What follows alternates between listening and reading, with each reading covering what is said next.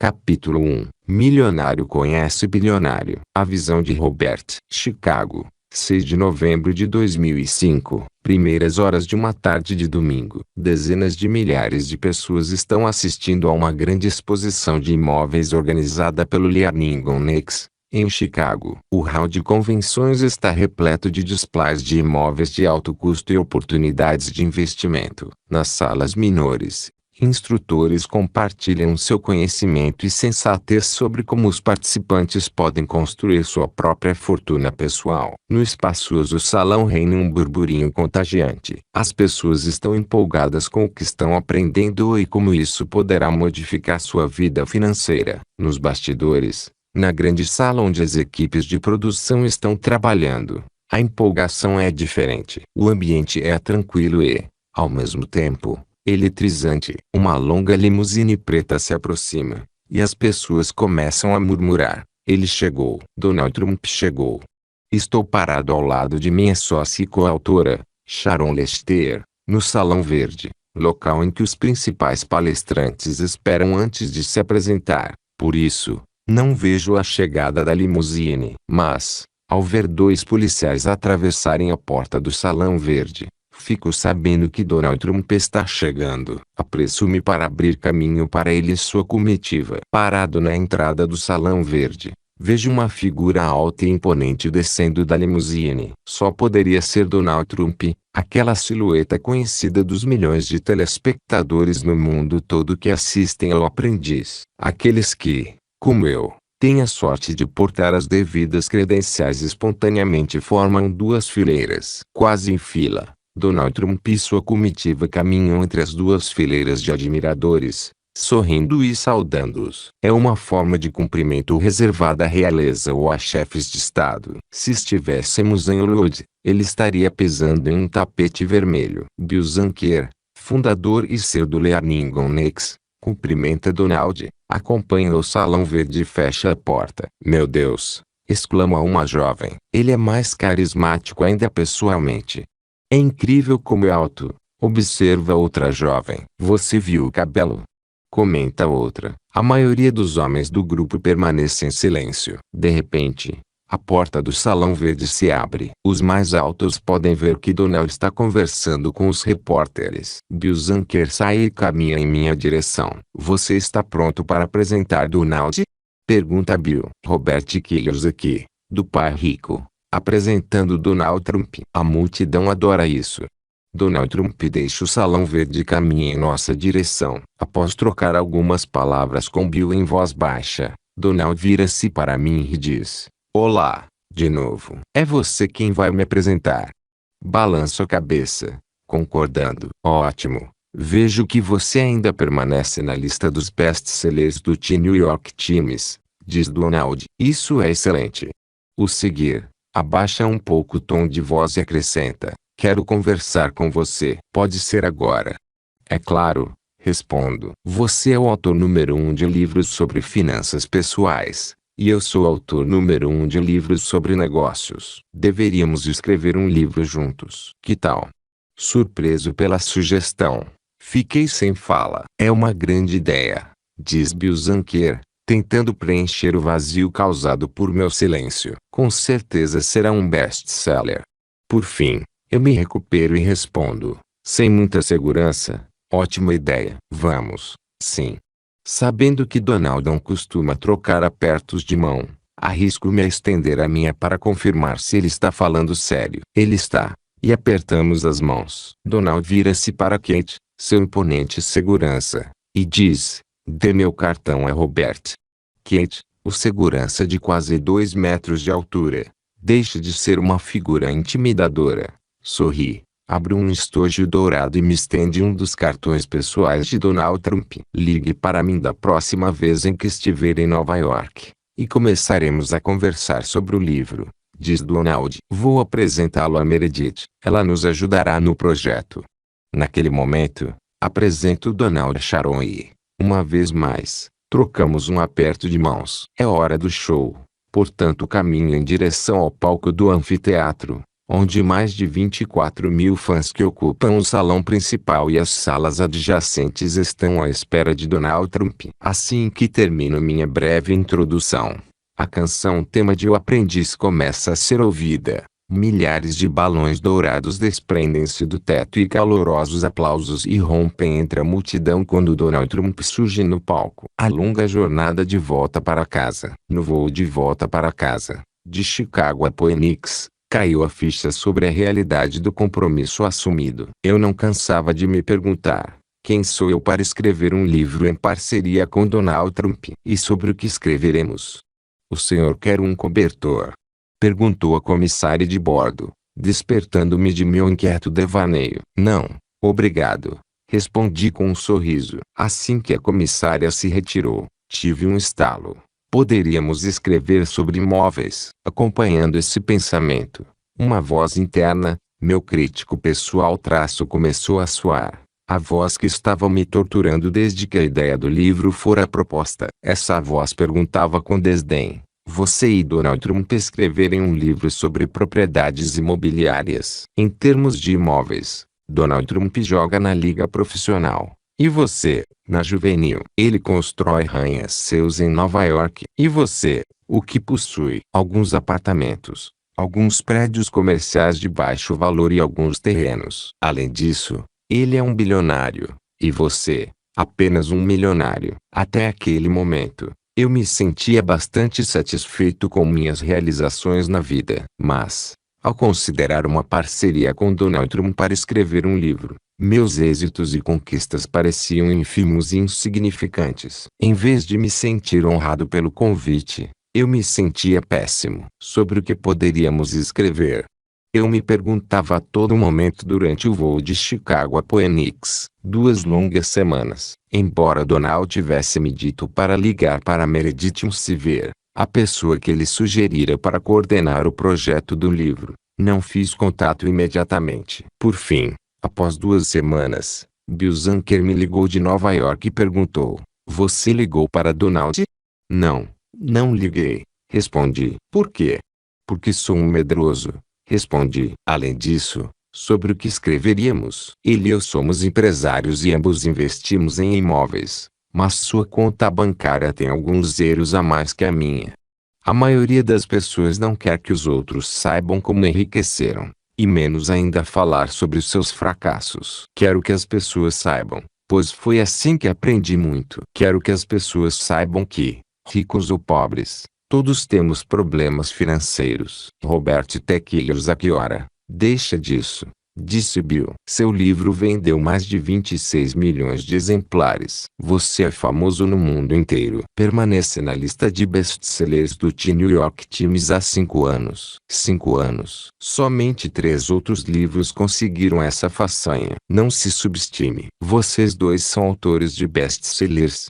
É verdade, respondi timidamente. Mas ainda assim a conta bancária de Donald tem mais erros. Seus prédios são mais altos. Ele tem um programa de grande audiência no horário nobre de televisão. Ambos jogamos golfe, mas ele é dono de campos de golfe. Sobre o que escreveríamos?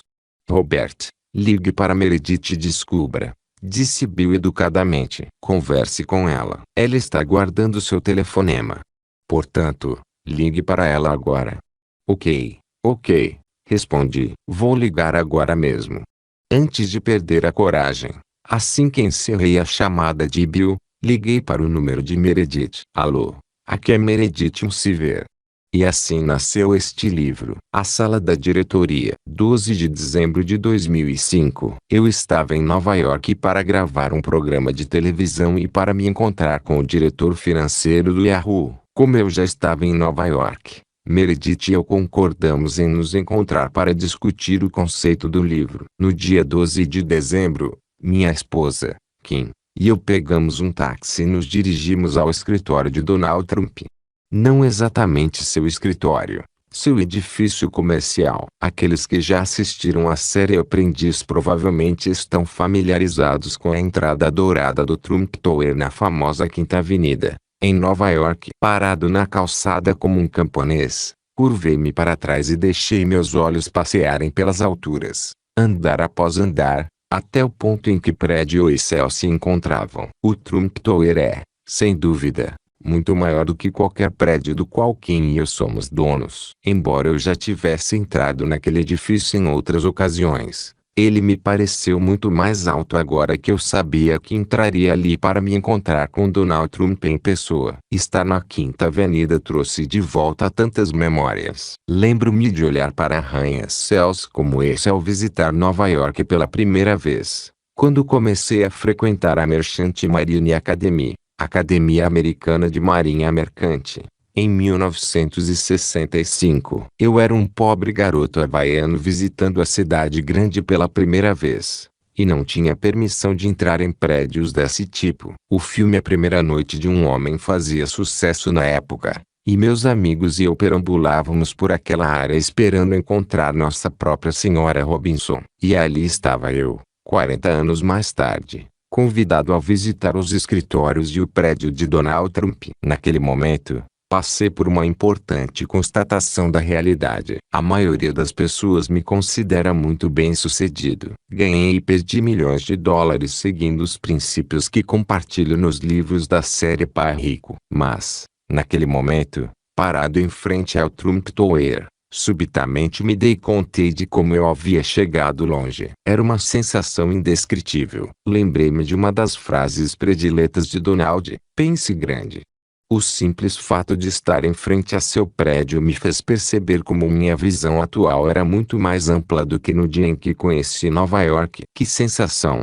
Exclamei. Kim apenas apertou minha mão. Respirei fundo. Entrei no prédio com Kim e nos dirigimos aos elevadores onde guardas de segurança nos receberam. Depois de liberados, pegamos o elevador e fomos até um dos andares mais altos, de onde Donald dirige seu império. Se você já assistiu ao programa O Aprendiz, deve estar familiarizado com a antessala do escritório de Trump, onde uma atraente recepcionista vigia a porta. Para os curiosos, informamos que Donald mandou construir uma réplica de seu escritório alguns andares abaixo para o show da televisão. Em vez de entrar em seu verdadeiro escritório, ele toma um elevador e entra nessa réplica. Embora eu tivesse assistido aos programas muitas vezes, jamais mesmo, pensei que um dia entraria no mundo de Donald Trump. Era uma experiência estranha sentir como se eu estivesse no set de filmagem do show. Meus pensamentos se alternavam continuamente entre o show da televisão e a vida real. A primeira pessoa a nos cumprimentar,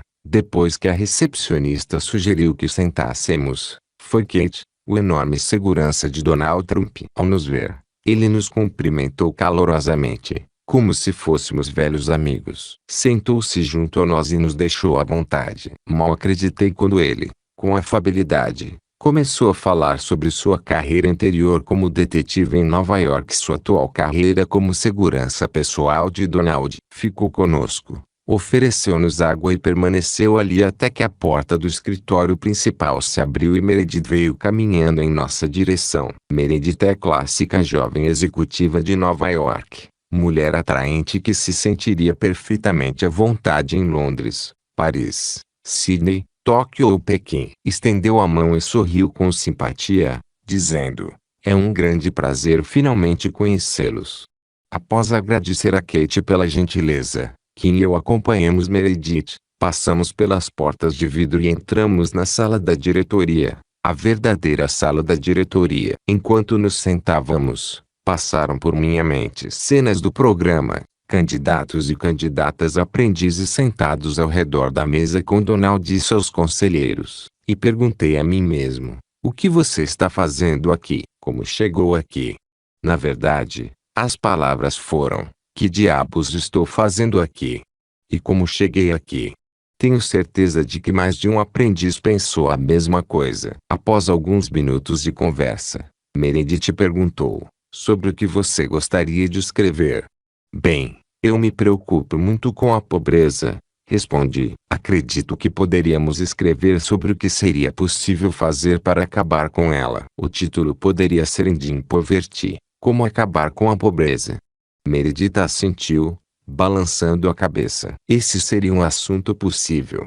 Estou preocupado com o fato de os ricos estarem se tornando cada vez mais ricos, mas a América, como nação, estar se tornando mais pobre. Poderíamos escrever sobre a extinção da classe média e da classe baixa, como os empregos bem pagos estão sendo exportados para a China e Índia. Há muito estou preocupado também com o desaparecimento dos planos de pensão e com a falência da Previdência Social.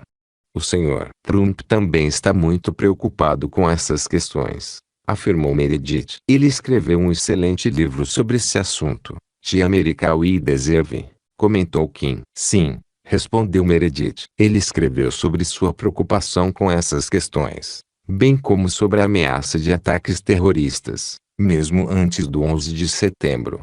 Antes do 11 de setembro? Perguntou Kim, admirada. Meredith assentiu. Ele escreveu toda uma série não só sobre terrorismo, mas também sobre a dívida nacional, que está fora de controle. O Sr. Trump não só identifica os problemas, como também sugere soluções inusitadas. Kim fez um gesto com a cabeça, concordando. Ela adorou o livro. E Meredith continuou: há muito mais sobre o Sr. Trump do que simplesmente shows na televisão, ostentação, cassinos e propriedades. Qualquer pessoa preocupada com nossos atuais problemas globais e com a forma de solucioná-los deveria ler esse livro. Então, com certeza, temos alguns pontos em comum. Conforme você deve saber, nós nos encontramos no The Learning Annex. Ambos somos professores dessa organização há muitos anos. Acho interessante que uma celebridade rica e famosa como o Sr. Trump fale para o público. Na verdade, sinto curiosidade em saber por que ele dá aulas. Mas ambos estamos sempre tão ocupados que nunca tive oportunidade de lhe fazer essa pergunta. Ele é um professor nato, disse Meredith. Tive oportunidade de observar isso ao longo dos anos que trabalho para ele. Veja o caso do programa O Aprendiz. Quando Mark Burnett propôs ao Sr. Trump a ideia do show, ele insistiu em que o programa tivesse valor educacional, do contrário não o faria. Exatamente, comentou Kim. Presto atenção às lições com respeito a negócios, e gosto de ver como o Sr. Trump lida com diferentes situações. Mas a melhor parte é a forma como ele compartilha o processo de análise por trás de suas ações. Gosto de saber por que ele despede alguém. Eu disse: O Aprendiz é um programa de entretenimento e, ao mesmo tempo, educativo. Não sinto que estou perdendo tempo. Sempre acho que aprendi alguma coisa, algo que posso usar na prática. Talvez a tônica do livro deva ser o fato de que ambos são professores, Kim comentou, ecoando minhas palavras. Afinal, ambos são empresários. Você estabeleceu uma empresa de mineração de ouro na China e a transformou em uma empresa de capital aberto, uma companhia de investimento em propriedades imobiliárias, uma empresa de mineração de prata na América do Sul e uma empresa de exploração de petróleo. Muitas pessoas sabem disso, assim como sabem sobre o Trump Tower e o Trump Place, mas não sabem que ambos são professores. Não consegui encontrar petróleo, comentei com sarcasmo. Kim riu e comentou: nem todos os negócios são bem-sucedidos. E nem sempre o Sr. Trump foi bem-sucedido, acrescentou Meredith. Ele também enfrentou dificuldades. Ele revela muitos de seus desafios financeiros no livro The Art of the Comeback, disse Kim. Outro excelente livro. Meredith sorriu, concordando. A despeito de seus desafios financeiros, ambos tornaram públicos seus êxitos e fracassos. Eu gostaria de saber por que vocês foram tão sinceros em relação a seus problemas financeiros. Porque queremos que as pessoas saibam. Foi dessa forma que aprendi tanto. Quero que as pessoas saibam que, ricos ou pobres, todos temos problemas financeiros, respondi. Exatamente. O mesmo ocorre com o Sr. Trump. Ele realmente quer que as pessoas aprendam. Essa é a razão pela qual ele compartilha suas conquistas, bem como seus fracassos. Quantas pessoas ricas fariam o mesmo? Não muitas. Concordei. A maioria dos ricos não quer que os outros saibam como ficaram ricos. E muito menos querem comentar seus fracassos. E isso inclui a família de meu pai rico. Por quê? Troquei um olhar com Kim. Ela sorriu, incentivando-me. Depois que escrevi Pai Rico, Pai Pobre, mostrei o livro para algumas pessoas da família, e elas pediram que o nome da família não fosse revelado no livro. Embora nele eu não revelasse nada sobre meu pai rico, elas simplesmente não queriam que ninguém soubesse como ficaram ricas. Assim, em respeito a esse desejo, não revelei o nome de meu pai rico. Isso lhe causou problemas? Perguntou Meredith. Sim, respondi. Algumas pessoas inclusive me taxaram de mentiroso. Diziam que nunca existiu um pai rico. Isso é ridículo, disse Kim. Tudo que Robert fez foi respeitar o desejo das pessoas que ama. Ela parecia frustrada. Esse é um assunto penoso para nós dois. A maioria das pessoas ricas quer manter seus êxitos em segredo até para si mesmas. É nesse ponto que você e o Sr. Trump são diferentes de outros ricos, disse Meredith, sorrindo. Ambos são professores e desejam compartilhar o que sabem, a despeito das críticas. O Sr. Trump também é criticado por ensinar e compartilhar seu conhecimento. Perguntou Kim. Com certeza. Mais do que vocês possam imaginar, confirmou Meredith. Muitos pensam que ele fala, escreve e cria produtos educacionais, como seu show na televisão e seus jogos de tabuleiro, porque quer mais publicidade ou ganhar mais dinheiro. Embora ele ganhe mais dinheiro e a publicidade seja uma coisa positiva, sua motivação básica é ensinar e instruir as pessoas. Ele realmente quer que os outros fiquem ricos. Está muito preocupado com a situação financeira das pessoas. Está preocupado com a forma como a economia está sendo mal dirigida e como isso afetará o mundo. Ele se pergunta por que as escolas não ensinam educação financeira. É por esse motivo que ele quer compartilhar seu conhecimento. De repente, ouvimos alguém bater à porta. Era Rona, assistente pessoal de Donald. Ela disse: o Sr. Trump os receberá em 5 minutos. E pede desculpas pela demora. Ele detesta fazer as pessoas esperarem, mas estava atendendo a um telefonema. Sem problema, eu disse. A conversa com Meredith está muito interessante. Depois que Rona saiu, Meredith levantou-se para nos acompanhar até a sala da diretoria. Olhei ao redor do luxuoso ambiente e me lembrei dos lugares onde havia trabalhado. E comentei: como você sabe, Donald e eu tivemos pais ricos com quem aprendemos e muitas vezes trabalhamos. Portanto, em vários aspectos, ambos fomos aprendizes quando jovens. Então, talvez o que vocês tenham em comum seja o fato de que ambos são realmente professores e podem se tornar mentores para o mundo, disse Meredith enquanto atravessávamos o corredor em direção ao escritório de Donald Trump. Um encontro de intelectos. Bem-vindos, saudou-nos Donald Trump, de pé, atrás de sua mesa. Peço desculpas por fazê-los esperar. Sem problema, respondi enquanto corria o olhar pelo escritório, observando os inúmeros prêmios, placas e presentes de pessoas do mundo todo. Ao lado de sua mesa havia um equipamento de rádio que ele usava para transmitir seu show semanal. Tudo era grandioso. Depois dos cumprimentos de praxe, Donald abordou o assunto que nos havia trazido ali. E então, qual seria o tema de nosso livro? Perguntou. Acredito que todos nos fizemos a mesma pergunta. Respondi. Como existe grande distância entre nossas respectivas transações imobiliárias, bem como entre o tamanho de nossas respectivas contas bancárias, não creio que combinemos no que diz respeito a dinheiro. Afinal, você é um bilionário, e eu, um simples bilionário. Donald deu uma risadinha. Não subestime o fato de ser milionário. Em termos financeiros, bilhões de pessoas gostariam de trocar de lugar com você. Sei disso, mas existe uma diferença bem definida entre milhões e bilhões. Afinal, hoje existem muitos bilionários que, na verdade, estão falidos. O que você quer dizer exatamente? Perguntou Donald. Bem, todos conhecemos pessoas cujas casas foram valorizadas, mas cuja renda não aumentou. Por exemplo, tem um colega no Havaí que herdou a casa de seus pais. Como os preços dos imóveis tiveram um aumento astronômico e a propriedade estava livre de ônus, tecnicamente ele é milionário, mas sua esposa ainda faz malabarismos com a renda deles. Eles têm 3 filhos na escola e estão quebrando a cabeça para descobrir como conseguirão custear a universidade deles. Em resumo, eles são ricos em bens e pobres em dinheiro vivo, comentou Donald. Exatamente, são milionários no papel, mas, na realidade, pertencem à classe média. Se um deles ou um dos filhos ficar doente, poderão facilmente cair na pobreza.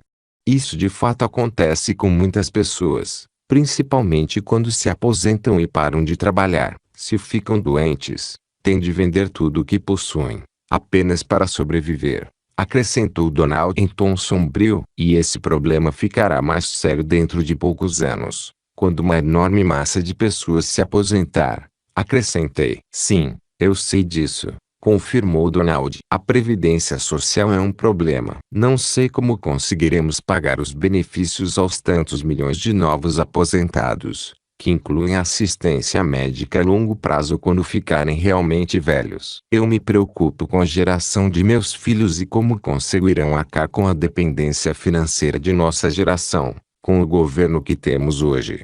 Talvez deva ser esse o tema do livro que pretendemos escrever, eu disse. Bem, na verdade já abordei esse assunto em meu livro The America We Deserve. Embora ele não tenha atingido o público que eu gostaria, creio que é meu melhor livro, pois trata de problemas que enfrentamos, não apenas de como ficar rico. Mas esse livro não vendeu nem de longe o mesmo número de exemplares de meus outros livros.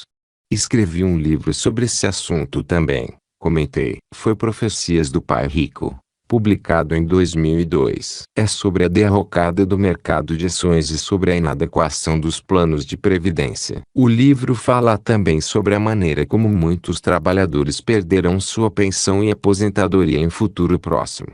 E não vendeu bem? Perguntou Donald. Não. Como no seu caso, muitas pessoas disseram que era meu melhor livro, mas não vendeu bem. Pior ainda foram as publicações do mercado financeiro, que não deram crédito a minhas previsões. O que aconteceu? Perguntou Donald. Fiquei frustrado e aborrecido por um tempo. Então, há poucos meses, as revistas New York Times e Time publicaram histórias de capa dizendo praticamente as mesmas coisas que eu disse em 2002. E o que elas disseram? Perguntou Donald. Como eu tinha ambas as publicações comigo para meu show na televisão, tirei-as de minha pasta. Esta é a edição de 31 de outubro de 2005 da revista Time. O título da capa é Tigreat Retirement Repouve, o grande roubo da aposentadoria. O subtítulo diz: milhões de americanos que acreditam que irão se aposentar cheios de benefícios terão uma desagradável surpresa. Como as corporações estão assaltando os bolsos das pessoas, com a ajuda do Congresso. Sim, eu li esse artigo, disse Donald. Lembro-me dessa parte sobre as corporações estarem assaltando bolsos com a ajuda do Congresso. O texto dizia que os ricos estão roubando os trabalhadores legalmente, com a ajuda do governo. Eu me lembro disso também, comentei. E o que dizia a revista New York Times? Perguntou Donald. Pegando a segunda publicação, eu disse. A capa da edição de 30 de outubro de 2005 diz: lamentamos informá-la de que você não receberá sua aposentadoria. O subtítulo diz: o próximo fiasco financeiro da América. Donald balançou a cabeça. Você e eu estamos preocupados com muitas coisas semelhantes. Assim parece. É por isso que leciono, escrevo e crio jogos de tabuleiro. Não é pelo dinheiro, embora seja bom ganhar dinheiro. Mas existem outras formas muito mais fáceis de ganhar dinheiro. Desenvolvo produtos educacionais e dou aulas sobre finanças motivado por uma profunda preocupação. Acredito que muitos países estejam em dificuldades, da mesma forma que milhões de pessoas. Eu também, confirmou Donald. Quando você e eu damos palestras pelo Learning on X, frequentemente viajamos por 2 dias para fazer uma única palestra. É muito tempo e energia para um compromisso de 2 horas. Como você diz, há formas muito mais fáceis de ganhar dinheiro. Kim e eu concordamos em uníssono. Kim, que também leciona, acrescentou: todos nós ganhamos dinheiro muito mais facilmente com investimentos financeiros. Contudo, ensinar é a nossa paixão. É a paixão que nos leva a voar o dia todo, passar a noite fora de casa, dar uma curta palestra e voar de volta para casa. Com certeza, não é o dinheiro.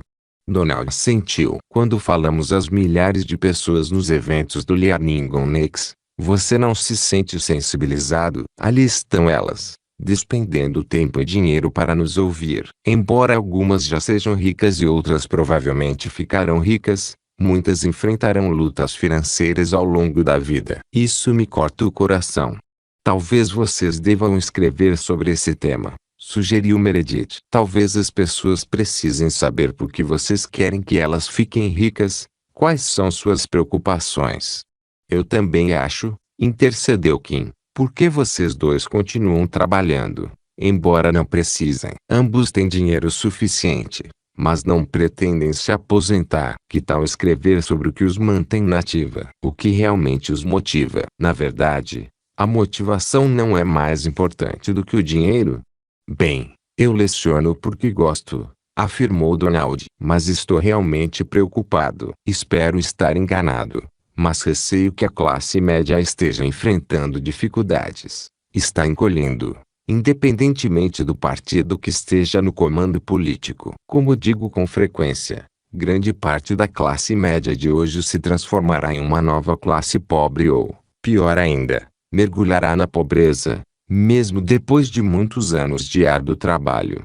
Talvez devamos escrever um livro sobre a eliminação da pobreza por meio da educação financeira, sugeri. Afinal, foi a falta de educação financeira que nos colocou nessa confusão. Por que não lançar mão da educação financeira para nos tirar dela? Excelente ideia. Mas precisamos fazer com que as pessoas saibam como se salvar antes de tentarmos eliminar a pobreza em escala global, o que pode levar gerações. Precisamos fazer isso primeiro, antes de pretendermos mudar o sistema educacional. E Donald prosseguiu. Em poucos anos, milhões de pessoas estarão se aposentando, e os governos terão que admitir que não têm dinheiro. O preço do petróleo está atingindo níveis estratosféricos, o dólar está sendo desvalorizado, e a guerra no Oriente Médio continua. Precisamos ter algumas respostas para aqueles que as estão procurando agora. Precisamos ensinar as pessoas a ficarem ricas, ou, no mínimo, a sobreviverem nos próximos anos hoje. Não amanhã. Naquele momento, tive a certeza de que faríamos uma parceria para escrever um livro. O ponto de vista de Donald. O início. Quando conheci Robert Kiyosaki, tive uma das grandes surpresas que de vez em quando a vida nos reserva. Tinha conhecimento das credenciais de Robert, ou seja, que vendera milhões de livros e que permanecera na lista de best-sellers do The New York Times durante 5 anos. Não existem conquistas simples. Eu esperava que ele fosse uma máquina e, por isso, uma pessoa intimidante. E estava certo quanto à minha previsão.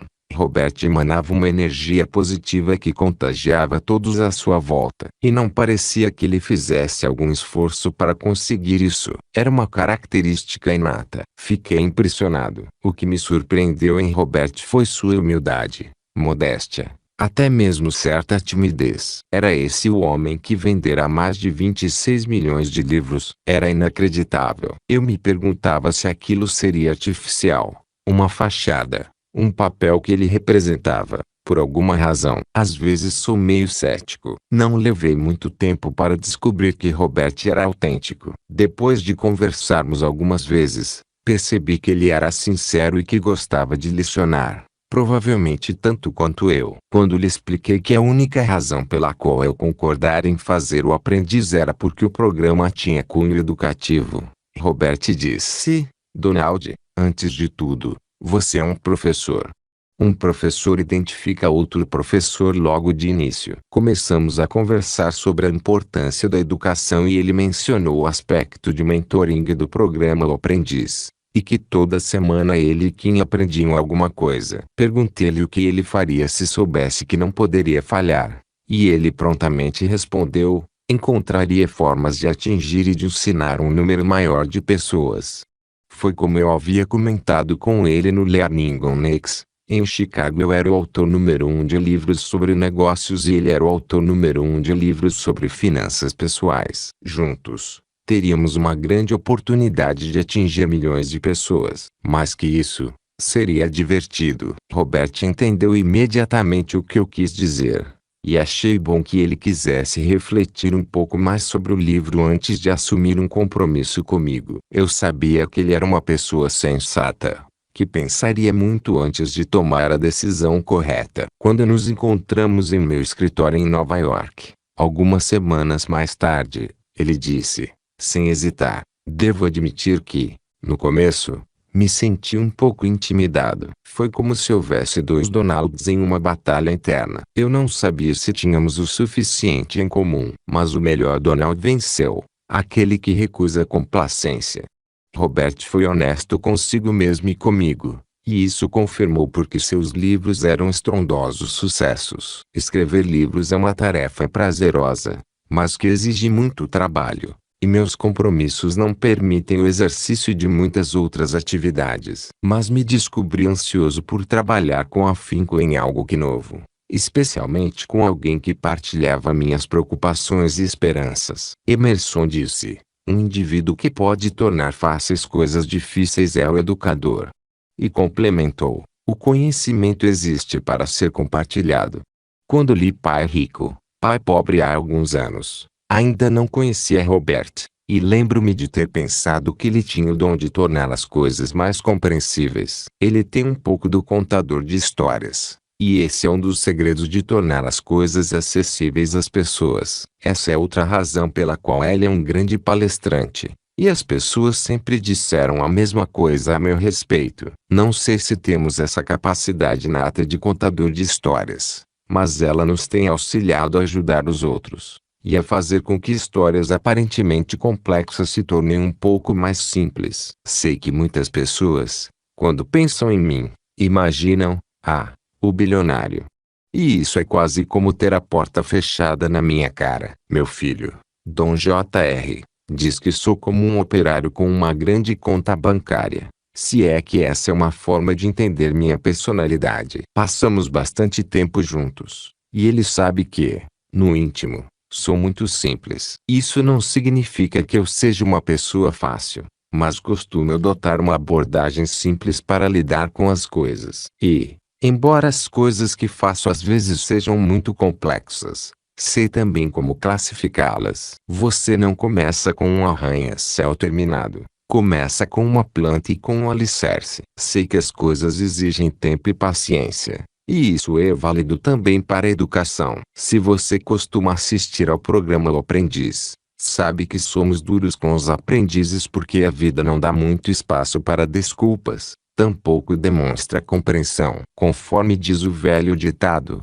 a vida não é um ensaio, é um espetáculo ao vivo. Não dá para repetir a cena. Portanto, é preciso saber andar na corda bamba para conseguir se superar. Robert e eu esperamos tornar essa corda bamba um pouco menos assustadora e, ao mesmo tempo, um pouco mais transitável. Confesso que muitos conhecidos ficaram surpresos ao saber que eu pretendia formar uma parceria com outro empreendedor para escrever um livro. Os empresários gostam muito de estar no controle e, para nós, compartilhar o controle não é a situação ideal. Mas quando você encontra alguém que está na mesma sintonia em tantos aspectos, isso se torna um prazer. A união de forças só nos fortalece. Na verdade, um dos pontos fracos de muitos visionários e empresários é a incapacidade de compartilhar seus pontos de vista objetivos. Essa pode ser uma jornada solitária. O velho ditado, o topo do sucesso é um local solitário, não há multidão,